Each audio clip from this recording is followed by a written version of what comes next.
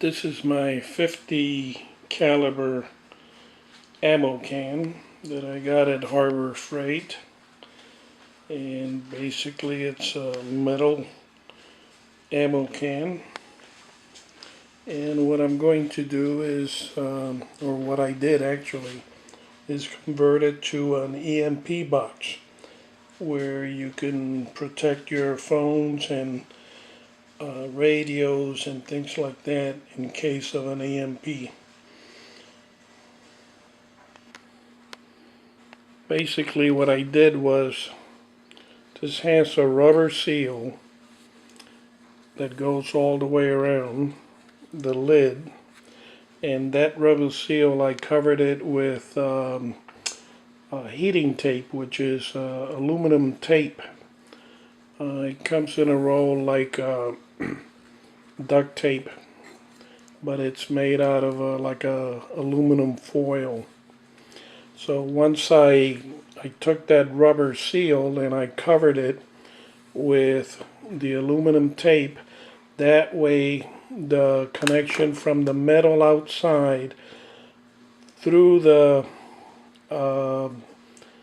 that aluminum tape connects with the lid at the bottom of the box, so the current goes continuously instead of being interrupted by the rubber seal.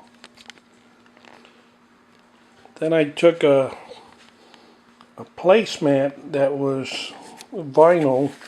I put it at the bottom, and on the sides I used foam board.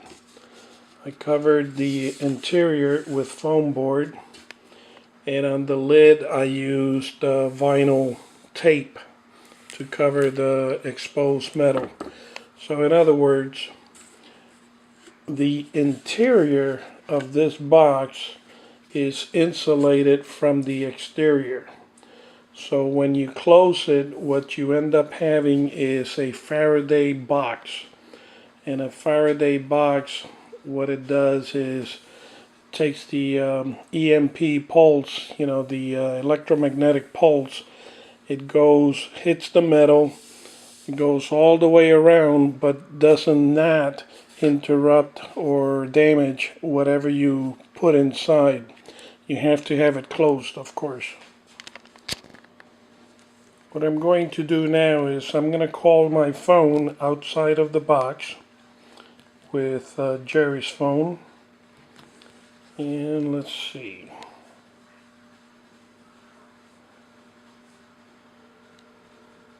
Should be calling. Okay. So that works.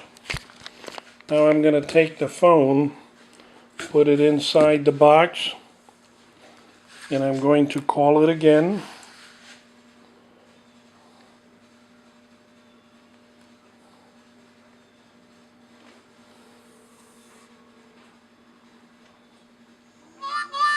There it is. Now that I know the phone is working, what I've done is close the box completely. It's completely sealed. Now it's acting like a Faraday box. I'm going to call the phone again.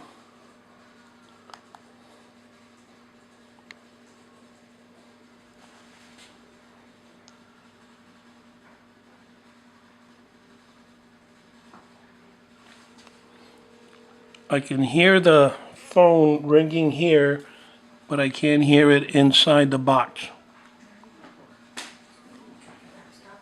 Now it went into voicemail. So essentially what this does is the Faraday box, when it's insulated on the inside and it's all metal making continuous contact on the outside, it prevents the signals or the pulses from getting inside of the box and damaging your solid state of the phones and walkie-talkies or whatever means of communications you have, or even if you want to save an emergency radio, you can put them in the box, whatever fits in there. you can just put it in there and it will be protected from an EMP. So now what I'm going to do is I'm going to call the phone again. This time I'm going to use the box with the phone inside. There you can see it, with the lid open.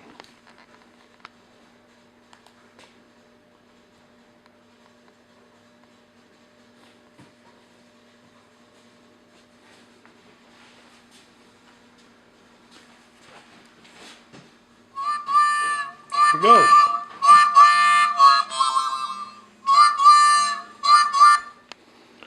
So as you can see, once the Faraday box is closed, it prevents any kind of signal or electric magnetic pulse to go through it and damage the phone. But when you have it open like this, the signal can go through, and so could an EMP.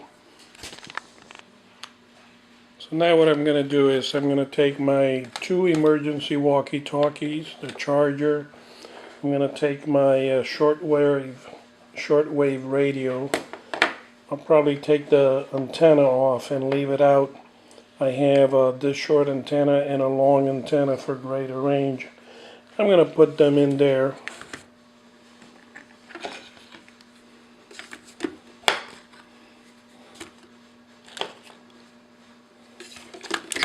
So these items of communication are going to be protected.